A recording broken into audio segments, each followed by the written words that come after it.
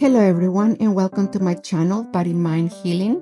My name is Maria Sanchez. I am a holistic health consultant, a family nurse practitioner, a psychiatric mental health nurse practitioner, and a doctor in nursing practice. The case for today is I get very confused between space weather and solar flares. Are they the same thing, or what is the difference between the two? No, space weather and solar flares are not the same thing. Space weather and solar flares are related but distinct phenomena that originates on the sun and can have effects on Earth.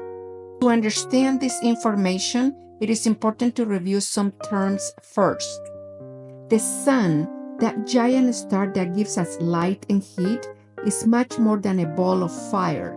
It is a sphere of hot plasma, an ionized gas where electrons have separated from atoms.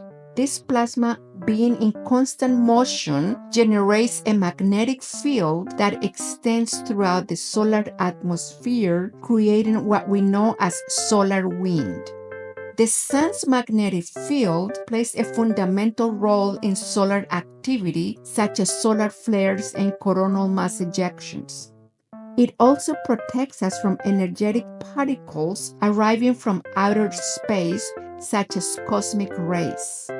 Space weather is a broader term that covers a variety of solar phenomena, including geomagnetic storms that can damage electric systems and communication networks. Space weather refers to the fluctuating conditions on the sun and in space that can affect the performance of the technology we use here on Earth.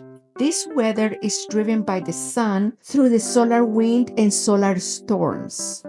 Solar flares are a specific type of solar flare.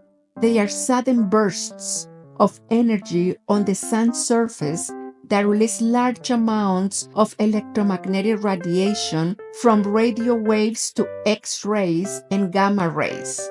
This happens when the sun's magnetic energy has been building up in spots and they are in a straight line with other sunspots.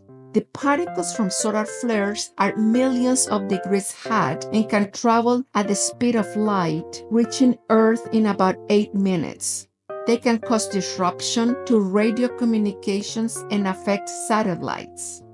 Solar flares are classified by their strength. Class A is the smallest, then Class B, Class C, Class M, and Class X, which is the largest. Each letter is 10 times greater in flare intensity than the previous one, and each letter also has a scale from 1 to 9 to further show the intensity of the flare at each level.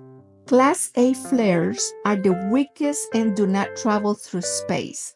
Class B flares are 10 times stronger than Class A flares, but still not strong enough to travel through space. Class C flares are 10 times stronger than Class B flares, but do not cause much disruption to the solar system unless they are active for a long time, in which case they can cause a coronal mass ejection, or a CME. If that's the case, the CME could trigger a geomagnetic storm and affect the electromagnetic field of the Earth, our electromagnetic field, and that of some objects such as radios and the internet. M flares are 10 times stronger than Class C flares. They are of moderate intensity and can affect the Earth, human bodies, and objects to a great extent, causing blackouts, for example. They also often cause CMEs and trigger geomagnetic storms. X flares are the strongest flares. This is the only classification that does not have levels 1 to 9, but a number 10, like an X10. When these flares occur, the effects on the Earth's magnetic field, objects, and the human body on a physical, mental, and emotional level are quite evident. Yes, Class C, M, and X flares can impact our electromagnetic field and cause physical, mental, and emotional symptoms. But we will talk about that in the next video so as to not make the subject too confusing. Active regions are those sunspots mentioned earlier, where the sun's magnetic field is particularly strong. These areas are cold and with intense magnetic activity on the surface of the sun. The difference in temperature of these spots with respect to the temperature of the sun is what produces the dark spots effect on its surface, on the surface of the sun. Coronal mass ejections, or CMEs, is a massive release of plasma and magnetic fields from the solar corona, the outermost layer of the sun atmosphere. They can travel through space via the solar wind and interact with the Earth's magnetosphere, causing solar storms and auroras. Solar winds are a continuous stream of particles, mainly protons and electrons, ejected from the outermost layer of the sun, the solar corona, and propagating through space in a state known as solar plasma. This plasma escapes due to high temperatures and pressure. The solar wind carries the solar magnetic field and bathes the entire solar system, interacting with the planets and other celestial bodies. Geomagnetic storms, or solar storms, are a temporary disturbance of the magnetosphere, the outermost layer of the Earth's atmosphere, caused by a collision of the solar wind, or upper atmosphere, with the Earth's electromagnetic field. The intensity of geomagnetic storms is classified on a 5-level scale, from G1, which is minor, to a G5, which is extreme. The most intense storms can have some severe and widespread impacts, such as interference with communications, damage to satellites, and problems with navigation systems. K-index measures local geomagnetic activity at a specific station.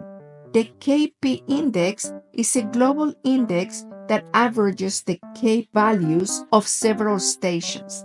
That is, the K and Kp indices measure geomagnetic activity or disturbances in the Earth's magnetic field. They are based on measurements from ground-based magnetometers around the world that are used to forecast auroras and other phenomena related to space weather. The index ranges from 0 to 9. 0 indicates very little geomagnetic activity, and 9 indicates an extreme geomagnetic storm. May the inner peace that we cultivate today expand and guide us always. Until next time.